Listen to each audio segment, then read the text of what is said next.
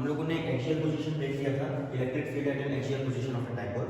ठीक, अब हम लोग जो देखने जा रहे हैं वो है इक्वेटोरियल पोजीशन पे या इक्वेटोरियल पॉइंट पे। ठीक, तो क्या है इसको देखते हैं, हम लोग समझते हैं। लेट अस अज्यूम कि एक डाइपोल है। What is dipole? जो हमने पिछले वीडियो में देखा था, something consisting of 2 point charges. ठीक है, 2 पॉइंट चार्जेस लगे हैं, एक माइनस है एक प्लस है। क्लियर? ठीक, इसके बीच से हम लोगों को क्या था, पिछले जो हम लोग पिछला डेरिवेशन देखे थे हम लोग, वो क्या था कि यहाँ से एक पॉइंट था P जो कि इस वाले पॉइंट से कुछ एक डिस्टेंस पे था। ठीक, अब क्या होगा, हमारा इक्वेटोरियल मतलब इसके बीच से, इसके जस्ट बीच से एक जो पॉइंट जाएगा ऊपर की तरफ।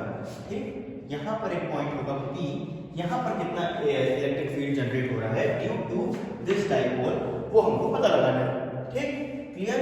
क्या है, एक डाइपोल है, उसके जो सेंटर है, उसका जो सेंटर पॉइंट है, मिड पॉइंट है, वहां से एक डिस्टेंस पे कोई ऑब्जेक्ट है या फिर एक पॉइंट है P, और यहाँ पर इलेक्ट्रिक फील्ड कितना जनरेट होगा, किसके कारण, इस डाइपोल के कारण, वो हमको पता लगाना है। क्लियर? अब देखिए क्या होगा, यहाँ से यहाँ तक मैं इसको ज्वाइन करूंगा। ठीक, यहाँ से यहाँ तक मैं इसको ज्वाइन करूंगा। ठीक, मेरे को P पे चाहिए। अब ये क्या है, इसको मैं कुछ नाम दे देता हूँ। Let us assume this will be A and this will be B। ठीक, 2 पॉइंट्स है मेरे पास, माइनस P प्लस Q, और यहाँ पर P है। अब इसके कारण due to this B point, यहाँ पर के कारण जो यहाँ पर इलेक्ट्रिक फील्ड जनरेट होगा वो कैसा होगा, इस तरफ होगा। This will B EB। Clear? This will B EB। Plus के कारण इधर होगा। अब माइनस के कारण जो होगा वो किस साइड होगा, इस साइड होगा। माइनस कारण पीछे ही होगा तो इस साइड होगा, तो ये क्या हो जाएगा, EA।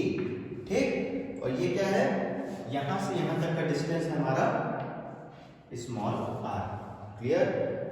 ये हो गया EB और ये हो गया EA। ठीक, अब अगर ये एंगल मेरा क्या है, थीटा है, और ये एंगल भी क्या है, थीटा है, तो ये हो गया exterior angle of the triangle, और एक्सटीरियर एंगल की प्रॉपर्टी से दिस विल बिकम 2 थीटा।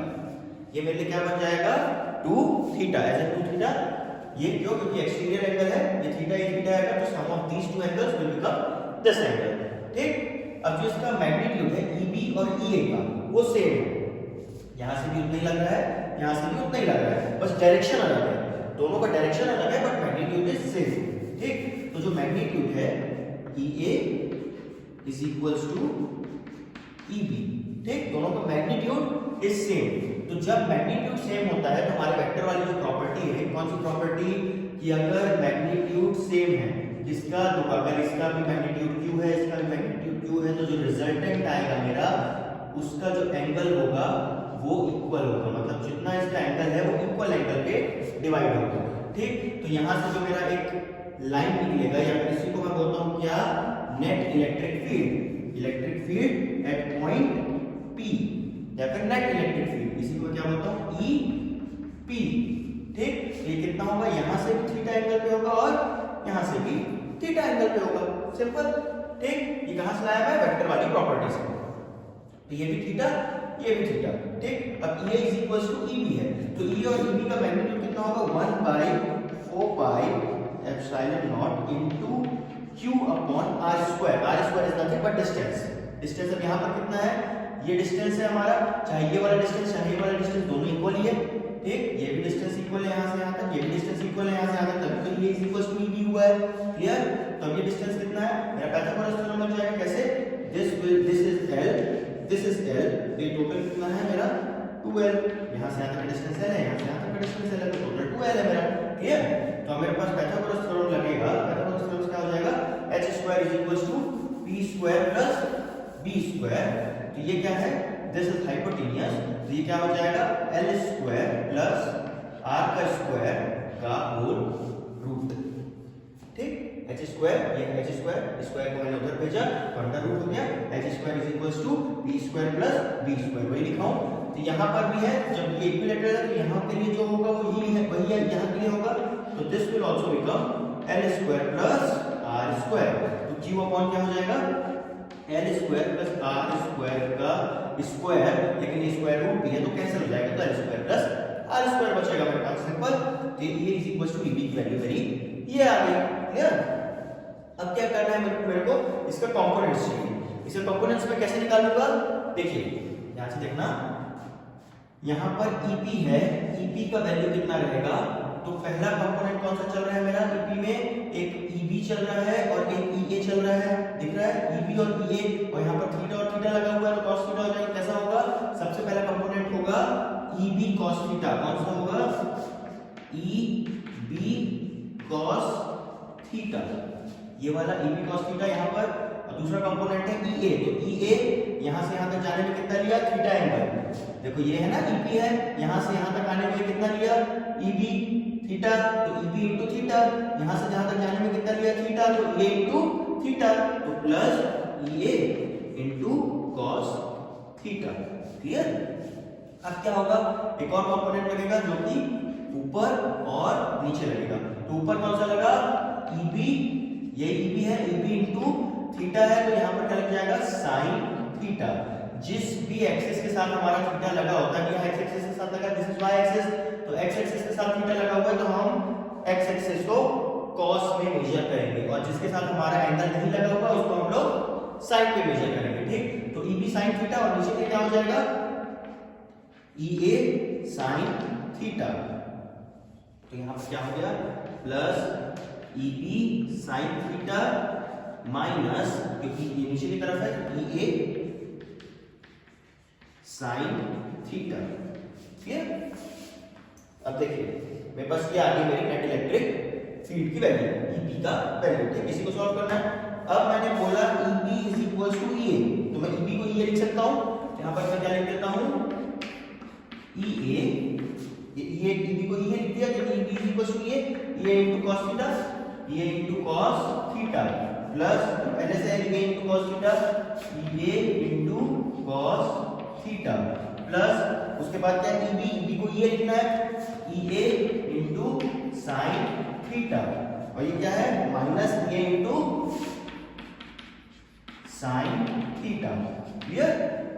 अब देखो ये sin थीटा, ये sin थीटा प्लस माइनस ये कैंसिल आउट हो जाएगा यहां से मेरा, अब मेरे पास क्या बचा, ये है ईए प्लस ईए, तो ये क्या हो जाए 2ea cos theta, simple, 2ea cos theta, ये माइनस प्लस कैंसिल हो गया। अब क्या करना है मेरे को, देखो ये है, ये की वैल्यू मेरी कितनी है, यहां पर 1/4 पाई epsilon not q upon l square plus r square, बस यहां पर रख देता हूं, क्या हो जाएगा 2 इनटू 1/4 पाई epsilon naught into q upon l square plus r square into cos theta, सिर्फ ये वैल्यू रखा, ये वैल्यू जो थी बस वहां पे उठा के रख दिया, क्लियर।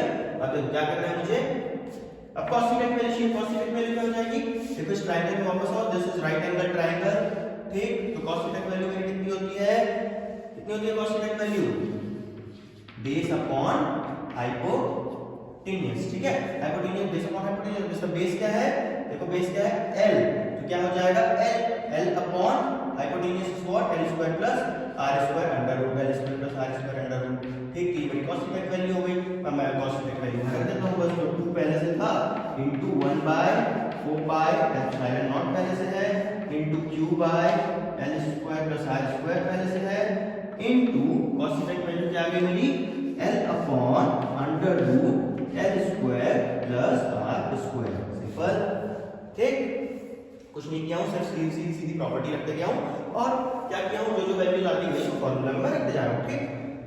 अब देखो क्या हो जाएगा ये मेरा 2 into q into l, 2 into 1 into 2 into l, तो क्या हो गया 2 into q into l upon ये क्या है 4 पाई